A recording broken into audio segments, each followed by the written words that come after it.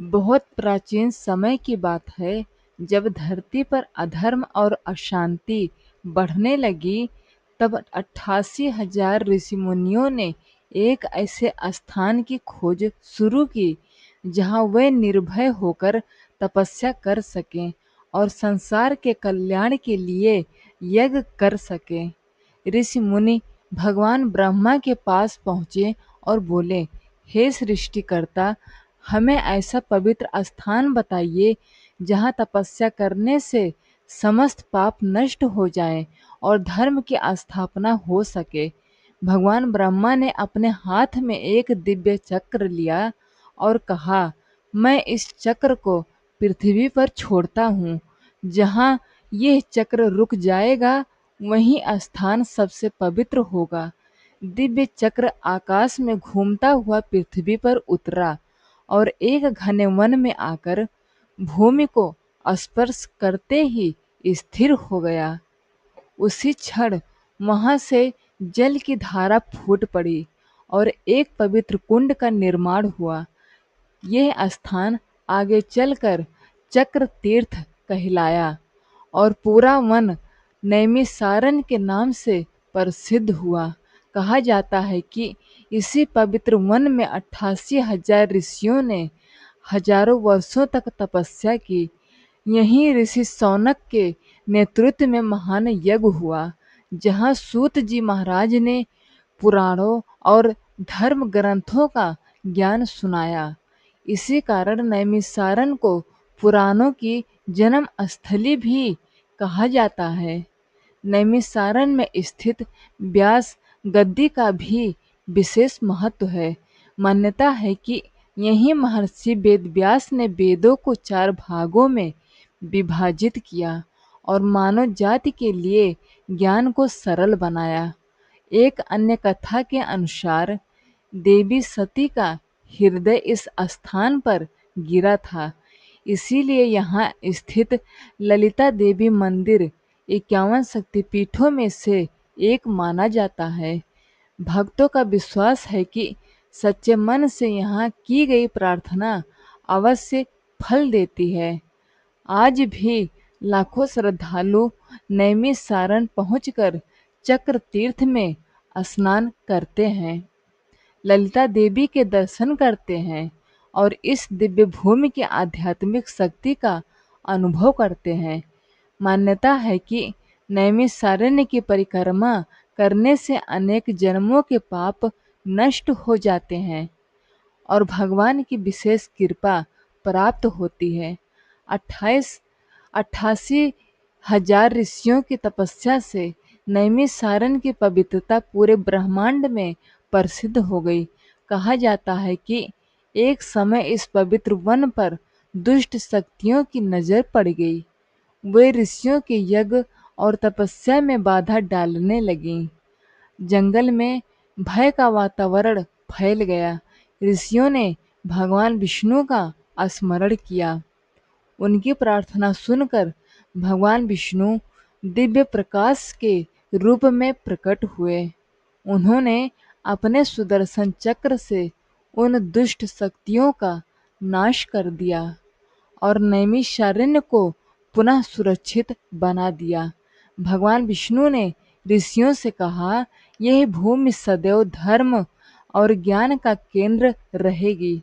जो भी श्रद्धा से यहाँ आएगा, उसे पुण्य और आध्यात्मिक शांति प्राप्त होगी। समय बीतता गया। एक दिन महर्षि वेदव्यास अपने शिष्यों के साथ नैमिषारण्य पहुँचे।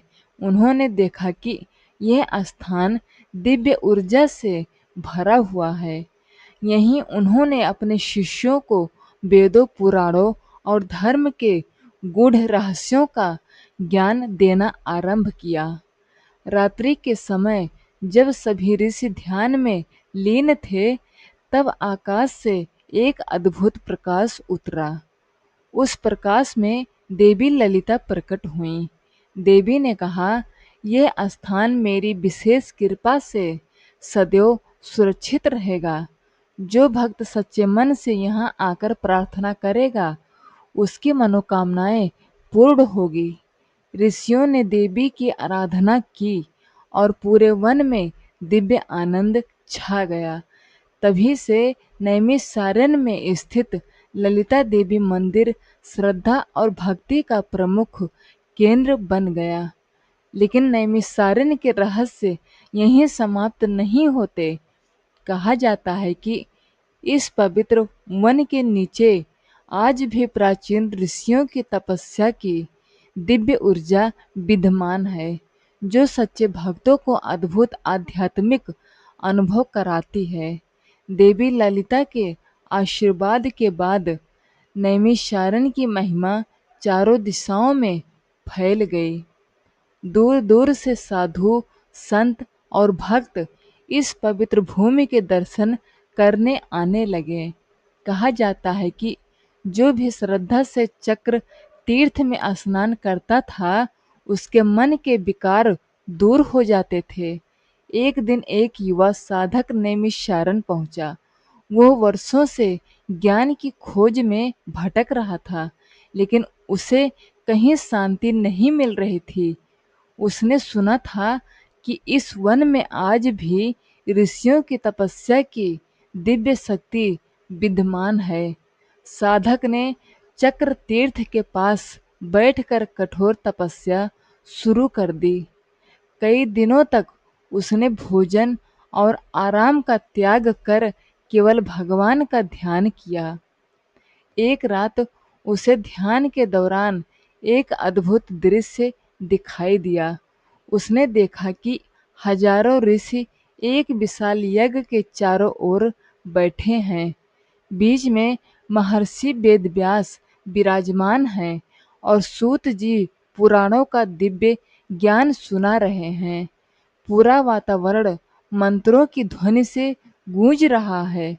अचानक वह दृश्य प्रकाश में बदल गया और एक दिव्य स्वर सुनाई दिया, ज्ञान बाहर नहीं, तुम्हारे भीतर है। जो स्वयं को पहचान लेता है, वही सच्चा ज्ञान प्राप्त करता है। जब साधक की आंखें खुली, तो उसका मन पूर्ण शांति से भर चुका था। उसे अपने सभी प्रश्नों के उत्तर मिल चुके थे। उसने समझ लिया कि नैमिषारण्य की सबसे बड़ी शक्ति चमत्कार नहीं, बल्कि आत्मज्ञान है। तभी से यह मान्यता प्रचलित हो गई कि नैमिषारण्य केवल एक तीर्थ नहीं, बल्कि आत्मा को जागृत करने वाली दिव्य भूमि है। आज भी लाखों श्रद्धालु यहाँ आकर चक्र तीर्थ, व्यास गद्दी, ललिता देवी मंदिर और अन्य पवित्र स्थलों के दर्शन करते हैं और आध्यात्मिक शांति का अनुभव करते हैं। कहते हैं कि जो व्यक्ति सच्चे मन से नैमिषारण्य का स्मरण करता है, उसे ऋषियों के तप, देवी की कृपा और भगवान विष्णु के आशीर्वाद का पुण्य प्राप्त होता है।